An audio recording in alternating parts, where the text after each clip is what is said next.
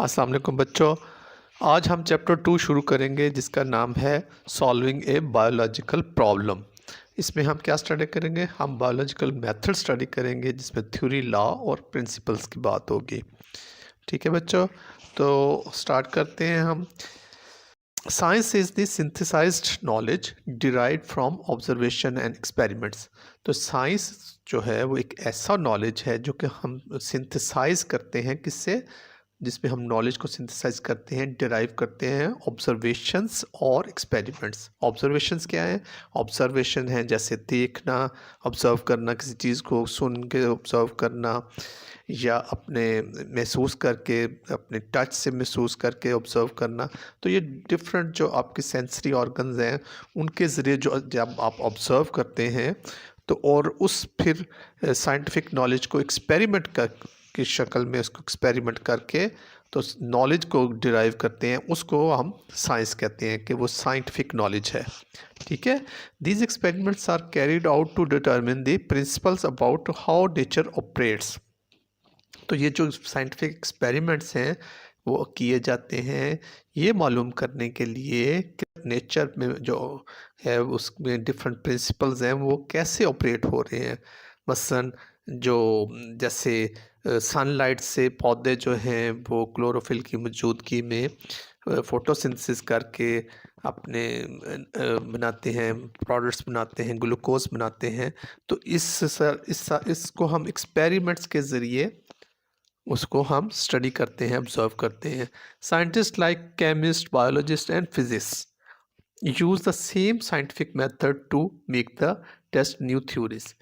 तो जो scientific knowledge है या साइंस जो है वो कैसे वर्क करती है, हाउ इट ऑपरेट्स, इसमें सारे जो ब्रांचेज हैं साइंसेस की उनके जो तरीक़ाकार है, जो मेथड्स हैं साइंटिफिक मेथड वो सेम है टू टेस्ट न्यू थ्योरीज। जो नई भी थ्योरी कोई बनती है उसको टेस्ट करने के लिए, प्रूव करने के लिए जो मेथड यूज़ होते हैं वो सिमिलर हैं।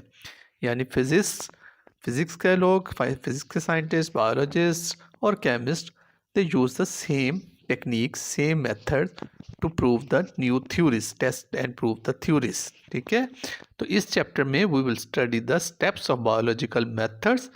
We will study malaria as an example to understand the steps in details. ठीक है जी, इसमें हम मलेरिया की एग्जाम्पल एक लेंगे और देखेंगे कि कैसे साइंटिस्ट ने मलेरिया को स्टडी किया और उससे डिफरेंट थ्योरीज और प्रिंसिपल्स डिराइव किए। तो 2.1 बायोलॉजिकल मेथड, इससे हम स्टार्ट करते हैं। ये हेडिंग है हमारी। Questions about living things have provided problems that man has investigated to aid his own survival and to satisfy his desire to know।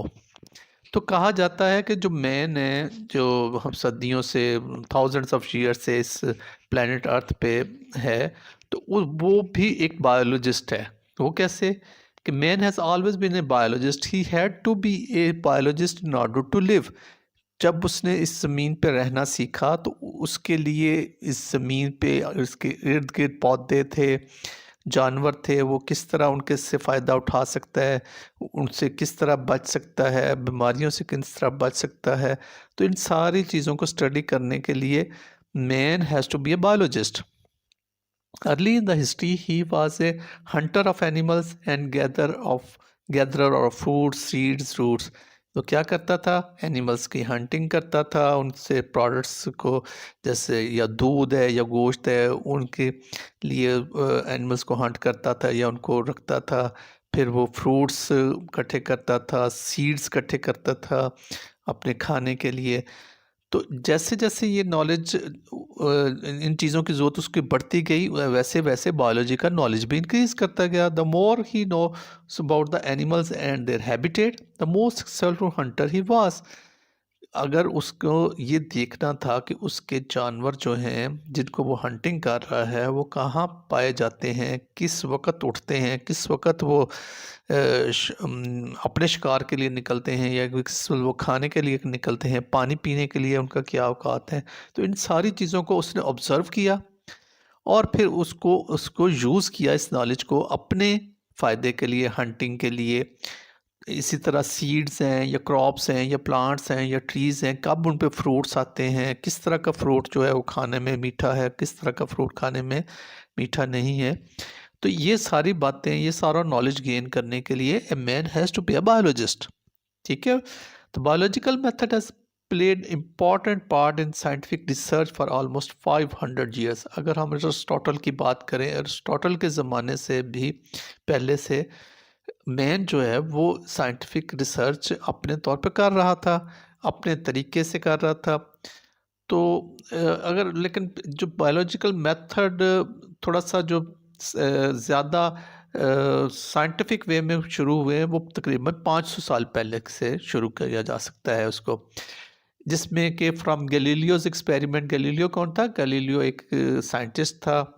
1590s में उसने एक्सपेरिमेंट्स किए टू कर research. The biological method has contributed to the advancement in medicine, ecology, technology.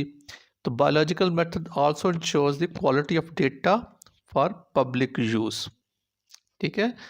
तो अब इस biological method 2.1 की सब heading है 2.1.1 biological problem, hypothesis, deductions and experiments.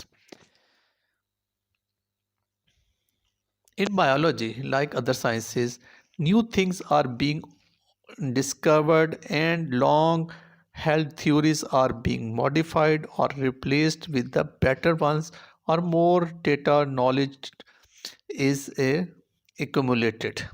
ठीक है।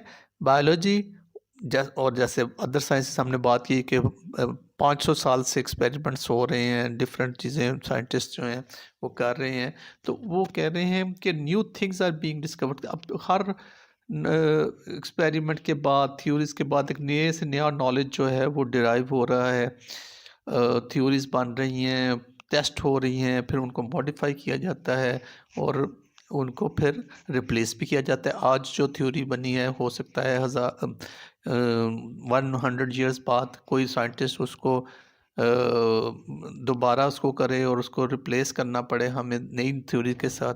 तो scientific knowledge is ever changing. This happens when the biologists recognize some biological problems and go for its solution. In solving a biological problem, biologists take following steps. कौन कौन से steps लेते हैं biological problem solve करने के लिए? Number 1, recognition of biological problem. Number 2, observation. Number 3, hypothesis formulation. Number 4, deduction. Number 5, experimentation. Number 6, summarization of results, tables, graphics, and lastly, reporting the results. Okay. The details of, अब हम इन सारी steps जो हमने ये details subjects ये जो 6 हमने बल्कि ये 7 हमने जो स्टेप्स बताए हैं, इनकी हम देखेंगे डिटेल्स आगे।